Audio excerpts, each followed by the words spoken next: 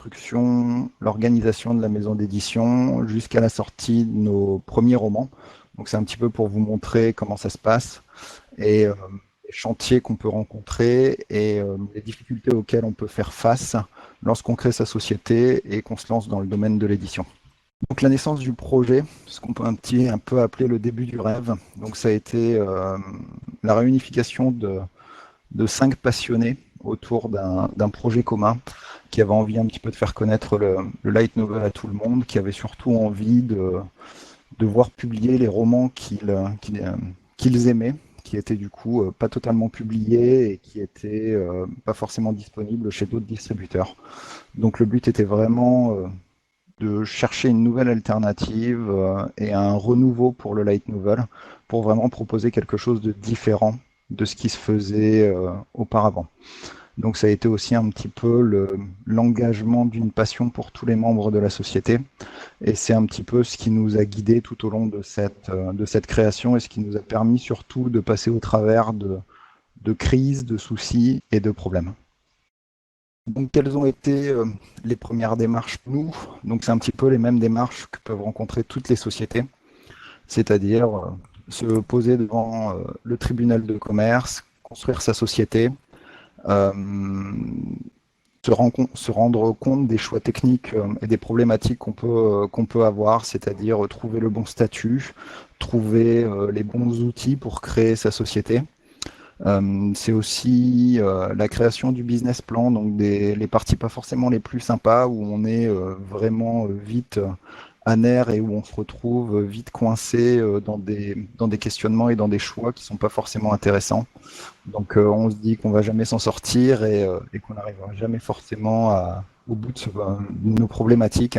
C'est vraiment la partie la plus difficile et qui nous a posé le plus de problèmes à l'heure actuelle, notamment vis-à-vis du business plan, de la création du business plan. C'est quelque chose qui est vraiment particulier, où n'hésitez surtout pas à vous faire aider quand vous voulez préparer cette partie-là.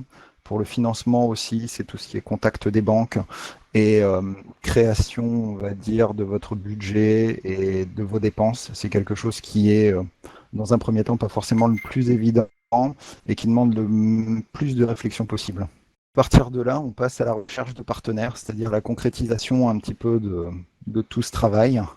Donc on va avoir dans un premier temps le financement de la société. C'est la première chose qu'il va falloir trouver, c'est-à-dire une banque pour avoir un appui derrière et des fonds pour lancer sa société.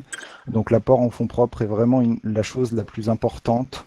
N'hésitez pas à apporter un minimum d'un quart de la somme prévue au total. Par exemple, si vous avez prévu dans les 40 000 euros pour monter votre société, prévoyez au minimum 10 000 euros pour la lancer.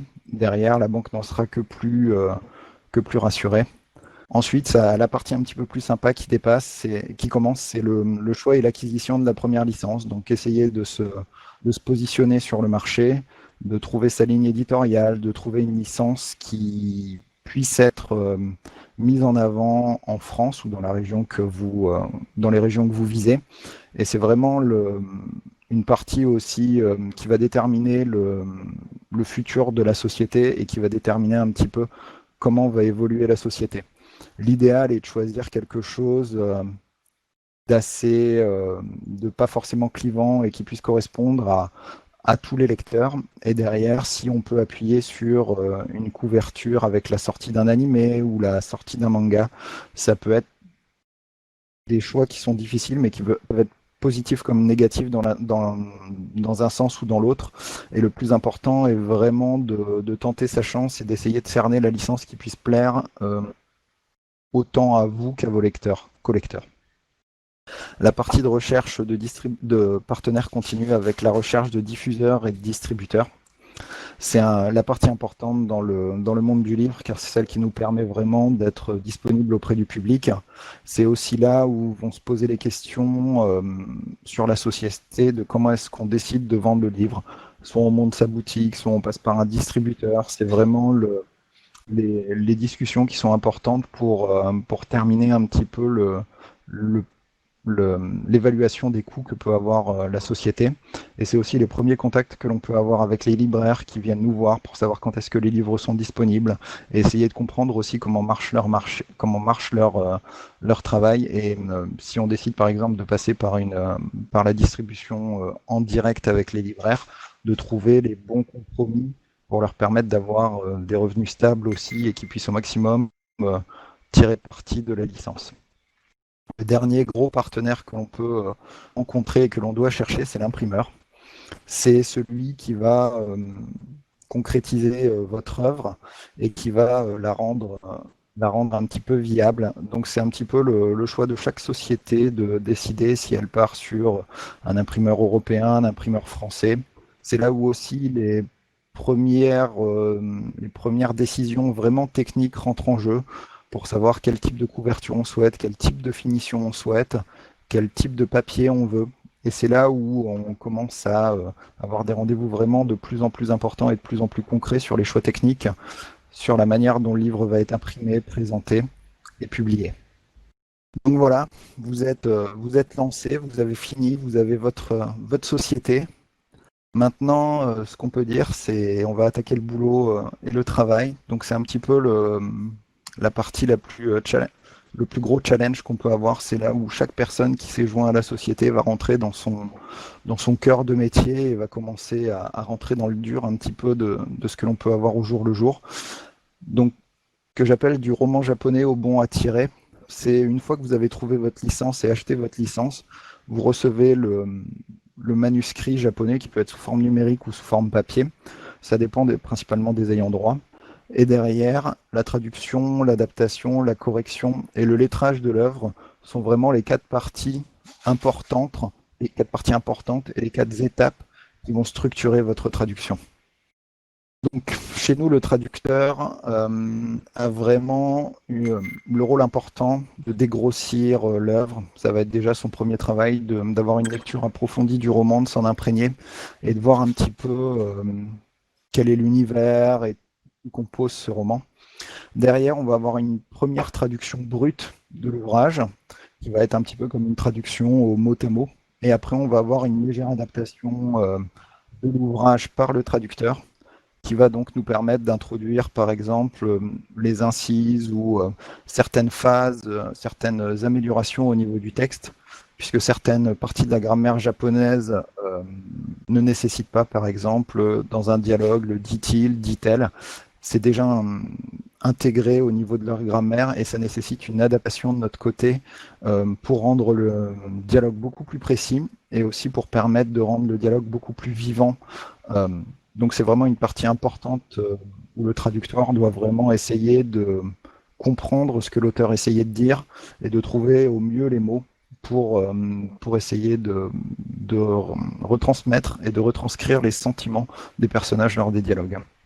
On a aussi la création d'une bible de traduction, donc ça va être les mots les plus courants, mais aussi ça va surtout être les noms propres, donc tout ce qui va être la francisation des noms de personnages, la francisation aussi des noms de villes et des noms de lieux, pour garder cette traduction constante au fur et à mesure des volumes et au fur et à mesure des ouvrages. Dans notre société, le traducteur reste maître de l'œuvre, c'est-à-dire qu'il va être présent à toutes les étapes de la création pour que si des modifications soient faites sur la traduction, elles ne s'éloignent pas du sens original du texte.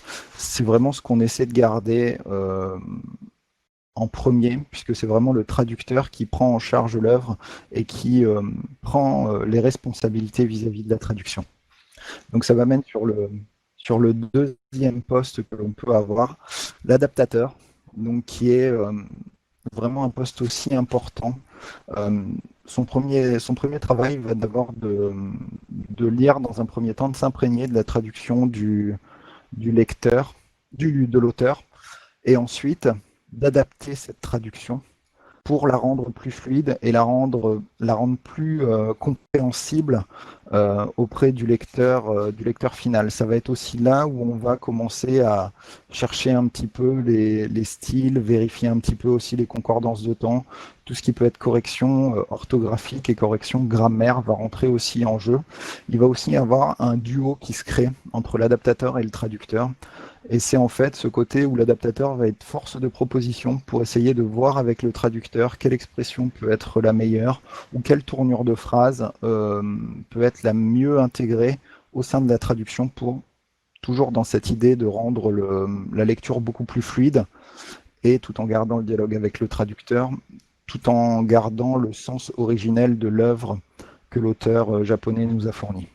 Donc c'est vraiment la partie qui nous prend une bonne partie du temps et qui nécessite vraiment une coordination importante entre le traducteur et l'adaptateur. Derrière vient un petit peu le travail ingrat de la correction. Donc ça va être une relecture cette fois-ci beaucoup plus attentive de l'œuvre. Dans notre société, c'est un poste où le vocabulaire technique va vraiment rentrer, c'est-à-dire que si l'on a par exemple sur l'œuvre que l'on traduit à l'heure actuelle, on va avoir du vocabulaire de joueurs de MMORPG qui rentre en jeu, et c'est là où on va essayer de coller au mieux avec le vocabulaire actuel pour emprunter au mieux les mots et les expressions qui sont utilisées à l'heure actuelle, pour vraiment coller au plus à la vie actuelle, et surtout que le lecteur, s'il lit les dialogues et les explications, puisse avoir le maximum de précision sur ce qui se passe. C'est aussi un endroit, comment dire, un petit peu où on peut se perdre, c'est-à-dire à vouloir donner du vocabulaire trop technique, on peut perdre un petit peu le côté euh, proche ou facile à entendre, facile à lire pour le lecteur. Donc on va avoir aussi la mise en place excusez-moi, j'ai perdu le nom, d'un lexique qui va permettre du coup, pour certains mots compliqués ou certaines abréviations qui sont entrées en jeu, être mises en place par l'adaptateur et le correcteur. C'est aussi un poste qui nécessite d'être en relation proche avec le traducteur. Donc c'est vraiment un trio qui opère et qui s'organise autour de réunions et de discussions importantes pour trouver à chaque fois le mot juste, l'expression juste, qui va vraiment permettre d'avoir l'impact et la traduction juste et comment dire, l'impact auprès du lecteur.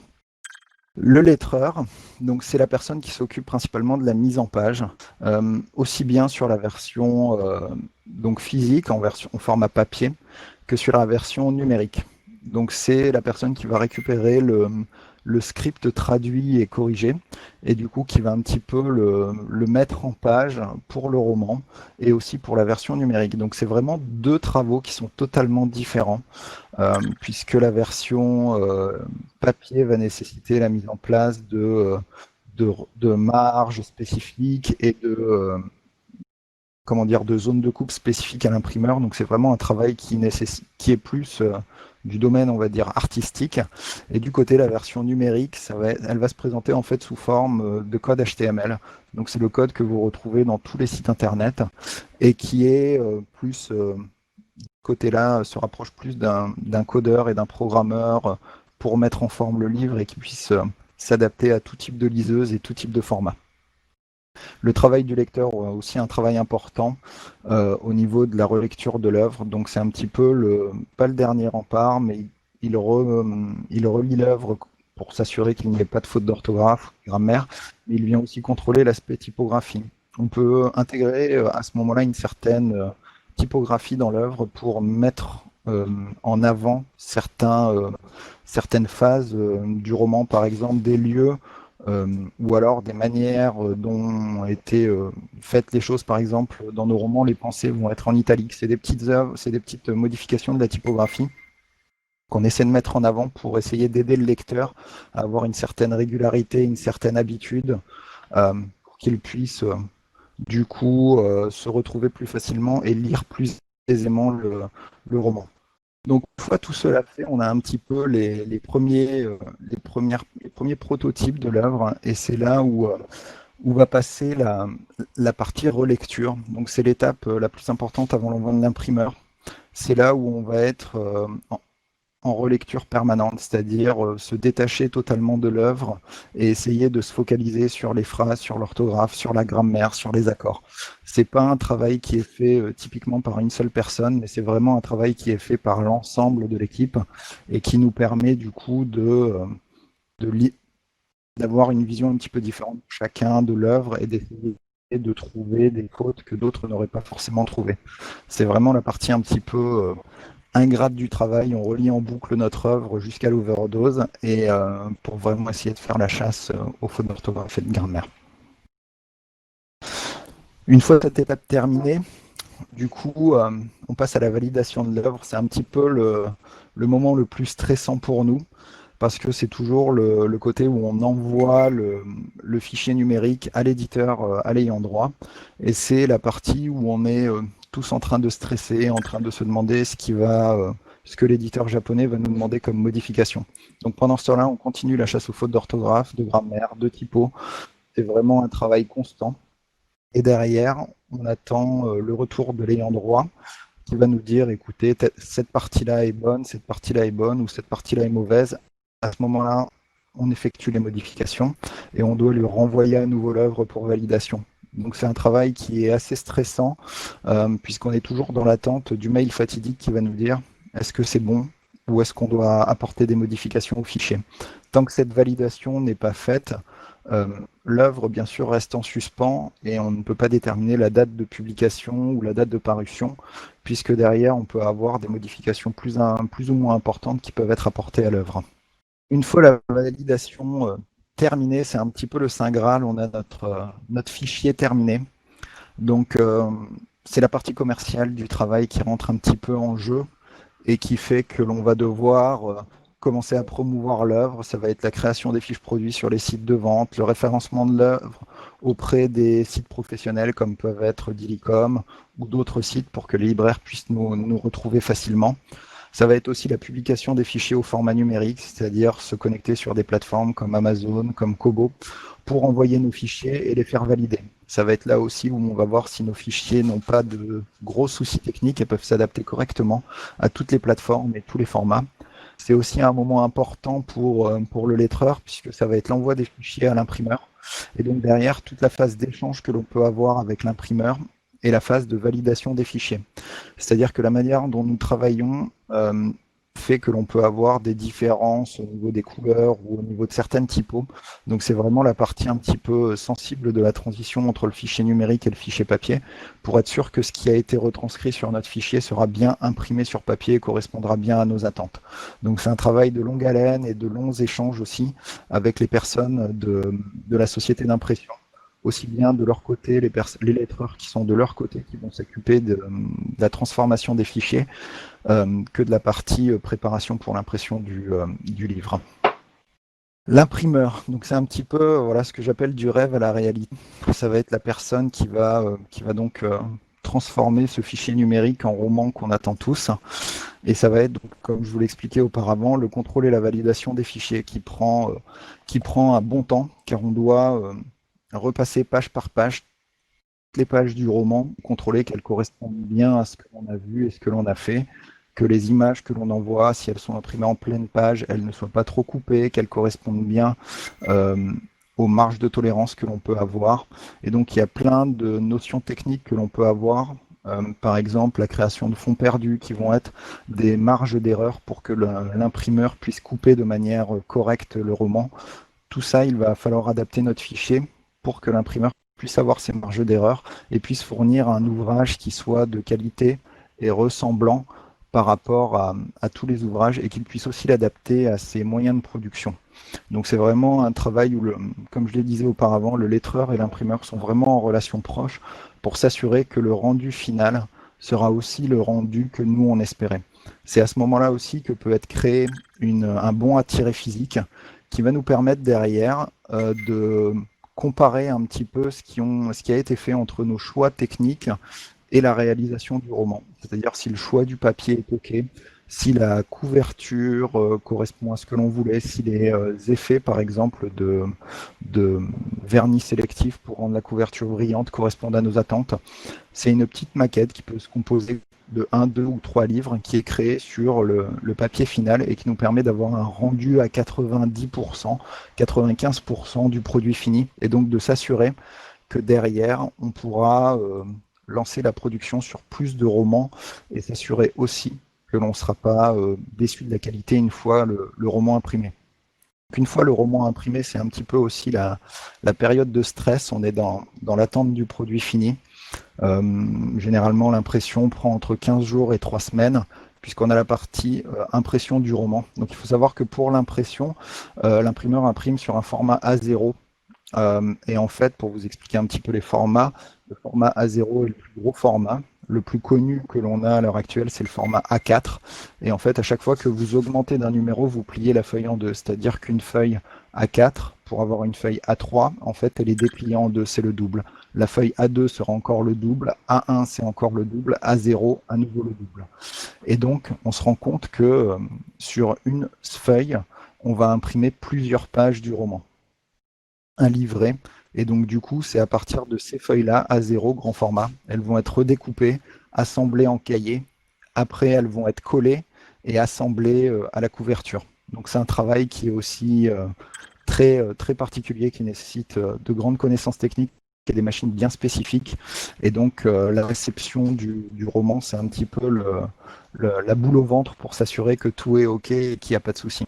Donc c'est là où on rentre dans la phase de contrôle qualité, on réceptionne les romans, on s'assure qu'on n'a pas de défaut majeur, que les pages sont bien au bon endroit, qu'il n'y a pas eu d'inversion de page, qu'on n'a pas eu de couverture inversée par rapport au texte. Donc c'est vraiment s'assurer que le produit fini correspond à nos attentes et ne décevra pas le lecteur derrière, qu'il correspondra aussi à ses attentes.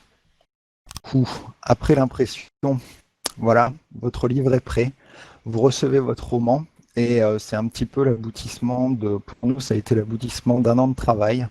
On a dû repousser à l'époque la sortie du premier roman à cause de la crise du coronavirus. Ça nous a donné l'opportunité de sortir le deuxième roman beaucoup plus rapide et aussi de pouvoir travailler sur des bonus et des marque-pages, donc fournir une offre un petit peu plus complète au lecteur et pouvoir un petit peu essayer de compenser l'attente supplémentaire qui a été fournie. Ça a été pour nous une immense émotion de recevoir un petit peu ces romans puisqu'on est passé au travers de longues épreuves et voilà quoi, ça a été un petit peu le moment fatidique. Après cette étape où vous recevez le livre, on a de notre côté l'obligation de renvoyer le roman au Japon, donc pour leur archive et pour qu'ils puissent se rendre compte du travail qui a été effectué. Donc voilà pour la création un petit peu de ce roman. Je vais vous parler un petit peu aussi de l'équipe. Une partie est présente ici. Donc on a Gregorio qui s'occupe de la partie lettrage, on a Alexandre qui s'occupe de la partie réseaux sociaux et on a Cédric du coup qui s'occupe de la partie correction et aussi graphisme et qui m'a fourni du coup les graphismes pour cette présentation. Donc on est vraiment une petite équipe de 5-6 personnes. On est très soudés au travers de ce projet. On essaie vraiment de transmettre la passion du light novel et du roman qu'on peut avoir aux autres personnes. Et c'est aussi une manière pour nous de découvrir des œuvres et de partager un petit peu ces découvertes avec les personnes que l'on peut rencontrer au quotidien. Pour finir, est-ce que vous avez des questions? Comme je vous le dis, ne soyez pas timides, on a sûrement les réponses. Donc je reste à votre... N'hésitez pas à enclencher les micros, à faire n'importe quoi. Si vous avez des questions sur cette création, sur la manière dont on peut négocier les droits au Japon, sur la manière dont on cherche les licences, sur la manière dont on peut aussi prospecter les imprimeurs, ou voilà. N'hésitez pas à poser vos questions. Je vais poser une question. Quel est le prochain titre? On n'a pas encore de prochain titre à l'heure actuelle. On est en cours de négociation sur 6 licences pour l'instant. On peut rien dire tant que rien n'est signé. Ça sera, ça se passe bien, ça devrait être annoncé d'ici la fin de l'année. Mais ça va être, de ce que je peux dire, un roman qui n'a pas encore été traduit en anglais et qui est uniquement disponible au Japon. ça sera vraiment quelque chose d'exclusif sur lequel on s'engage. Et c'est aussi quelque chose qui sort un petit peu de ce qui peut être produit à l'heure actuelle. C'est-à-dire qu'on reste dans notre ligne éditoriale, mais on essaie vraiment de proposer une histoire différente d'un isekai ou voilà, d'un héros qui va être transporté dans un monde alternatif ou qui va découvrir un jeu vidéo. Désolé de ne pas pouvoir répondre complètement à cette question. C'est pas très grave, c'est normal. Alors, en parlant de ligne éditoriale, notre ligne éditoriale, on se focalise sur tout ce qui peut être roman fantasy, science-fiction et policier. Donc, c'est vraiment des genres qui nous plaisent et qu'on souhaite mettre en avant. Donc, après, le fantasy ou la science-fiction peuvent être déjà à l'heure actuelle mises en avant, mais on essaie de chercher soit des œuvres anciennes, soit des œuvres plus nouvelles, euh, qui ont pu marquer un petit peu notre expérience et notre passé et qu'on souhaiterait mettre en avant à l'heure actuelle parce qu'on trouve qu'elles sont un petit peu délaissées ou abandonnées ou parce qu'il peut y avoir aussi un renouveau de certaines œuvres anciennes et donc on souhaite les mettre en avant tout simplement. Alors, combien de tomes sont prévus jusqu'à la fin de l'année? Alors, à l'heure actuelle, on a prévu 3 à 4 volumes par an. C'est le rythme de traduction qu'on essaie de tenir pour avoir quelque chose de régulier. Alors après, entre la publication numérique et physique, on a toujours ce mois de décalage. C'est le parti pris qu'on a décidé de faire, de toujours publier un mois en avance le roman en format EPUB et e-book, et derrière de le sortir un mois après en format papier. Mais on a aussi des concessions techniques à faire vis-à-vis de l'imprimeur, donc c'est pour ça qu'on se permet de sortir le format EPUB en premier. On reste sur 3 ou 4. On a envie d'augmenter beaucoup dans les années qui viennent. On va voir comment se passe le marché, si on a la possibilité aussi de trouver les œuvres qui s'y prêtent. Mais le but, c'est vraiment de fournir une publication constante et régulière pour permettre aux lecteurs de ne pas être déçus. C'est-à-dire qu'à partir du moment où on a notre planning, ils peuvent s'attendre à avoir un volume, par exemple, d'Infinite Dendrogram tous les 4 mois, tous les 3 à 4 mois, et donc avoir un petit peu comment est-ce que je pourrais expliquer ça? Cette routine qui s'installe. Donc derrière, nous, c'est aussi, ça nous nécessite une grosse organisation au niveau de la société pour être sûr que tout s'enchaîne bien et qu'on n'a pas de soucis. Donc le prochain sera un SF ou policier, sûrement. Après, est-ce que vous avez sinon des licences ou des titres qui peuvent vous intéresser par rapport à ce qu'on a parlé ou à nous proposer? C'est quelque chose dont on essaie vraiment d'être très proche de nos lecteurs et d'analyser un petit peu ce qui se passe.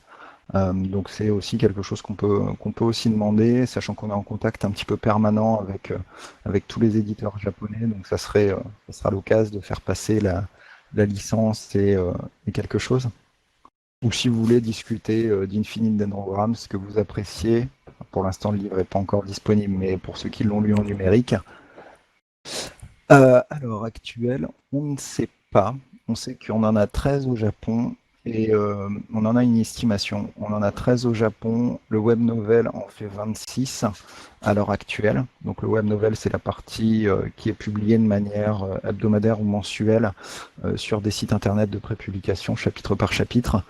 Donc il y a déjà l'équivalent de 26 volumes qui sont écrits. On table entre 42 et 50 volumes, entre 40 et 50 volumes pour Infinite Dendrogram. Donc c'est une longue série qui va nous demander beaucoup de travail. On espère, au rythme actuel, rattraper la publication japonaise début 2022 ou mi-2022, et donc du coup après suivre le rythme de parution japonais. Merci pour le bon courage. Après, pour parler un petit peu du choix mais si on verra la fin, c'est un petit peu qu'on peut avoir sur toutes les séries. Il y a plein de séries qui commencent. Par exemple, on a pour les plus grosses Slayers qui fait aussi une quarantaine de volumes en série. Donc il y a des grosses séries. Après, il faut juste trouver le public, trouver le bon rythme de parution. Et après, si on commence à sortir un volume par mois, est-ce que ça sera intéressant pour le lecteur? Je sais pas. Je trouve que ce rythme de parution est pas plus mal que ça et permet aussi au lecteur d'avoir un petit peu cette attente vis-à-vis du livre et vis-à-vis de l'œuvre qui va arriver. Donc pour l'instant, pour finir aussi un petit peu sur la présentation, donc on a principalement notre site internet qui est disponible. C'est là aussi où vous pouvez trouver les romans dans un premier temps. Et, euh, et du coup, vous pouvez vous procurer les romans avec les bonus pour l'instant sur cette boutique. Pour ce qui est de la longue série, non, je pense pas que ce soit dangereux. Comment dire, dans le sens où ça nous apporte surtout une sérénité sur notre planning de travail, où on a déjà nos volumes qui sont préparés et on peut établir un planning de travail et de publication beaucoup plus posé. Et aussi, on a un travail beaucoup plus serein avec l'imprimeur derrière, où on peut commencer déjà à préparer l'impression du volume 3 et du volume 4. Donc ça nous permet d'avoir une vision à long terme beaucoup plus importante. Après, ça dépend énormément du succès que peut avoir la série en France, mais on travaille aussi avec des distributeurs, par exemple québécois, pour diffuser au maximum la licence dans tous les pays francophones, mais aussi du coup dans les pays du Benelux et de la Suisse, on se refuse à rien. Donc pour nous, le fait d'avoir une grande série, ça nous permet d'assurer un travail régulier dans la longueur. Oui, ce sera Animation pour le Québec. Et après, sur notre boutique, on distribue partout aussi dans le monde, donc on se bloque à aucun pays et on essaie de rester proche des lecteurs pour leur fournir les volumes où qu'ils soient. Pour ce qui est je cache pas que pour ce qui est de la prochaine série, ça sera pas forcément une série avec un nombre colossal de volumes. Ça sera peut-être un one-shot ou une série très courte qui nous permettra derrière d'assurer un certain renouveau de l'offre et une certaine diversité de l'offre pour justement que le lecteur ne se bloque pas sur Infinite d'Androgramme et puisse se dire bah la nouvelle voilà peut travailler sur d'autres romans et sur d'autres styles de romans pour essayer de garder un petit peu ce contact et cette attente du lecteur. Donc après, ce que l'on essaie de faire aussi pour chaque licence, c'est la mise en place. Donc, comme vous pouvez le voir à ma gauche d'un mini-site qui correspond un petit peu à ce que font les éditeurs japonais pour essayer de présenter l'œuvre et de la plonger un petit peu le lecteur au cœur de l'œuvre. Ça fait partie des choses qu'on essaie vraiment de mettre en place, en plus des histoires bonus qu'on essaie de récupérer. C'est tout un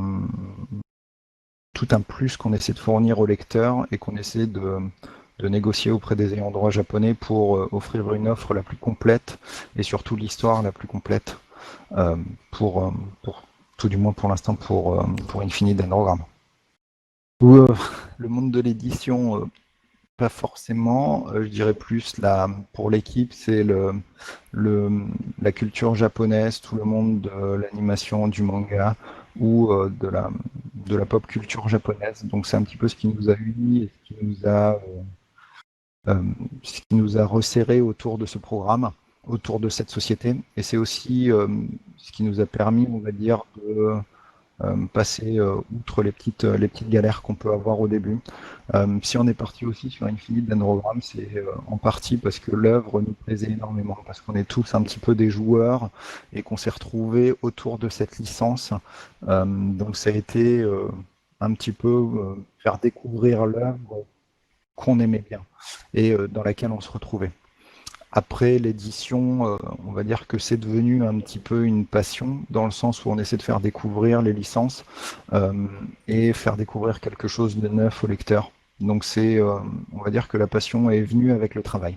Donc pour parler un petit peu de l'équipe, on a une partie de l'équipe donc qui a travaillé, on va dire, dans les ressources humaines. On a une autre partie de l'équipe qui avait déjà fait un petit peu de mise en page basique. On en a un autre qui avait pas travaillé dans le sous-titre pour l'animation japonaise ou dans la mise en place de sites web. Donc c'est un petit peu aussi comment dire, le mélange des cultures et des connaissances qui a fait qu'on s'est dit ah bah un tel pourrait s'occuper de ci, un tel pourrait s'occuper de ça, et qu'on s'est dit bah pourquoi pas tenter l'assemblage des connaissances techniques pour créer la société et essayer de créer ces livres et d'aboutir à un projet fini.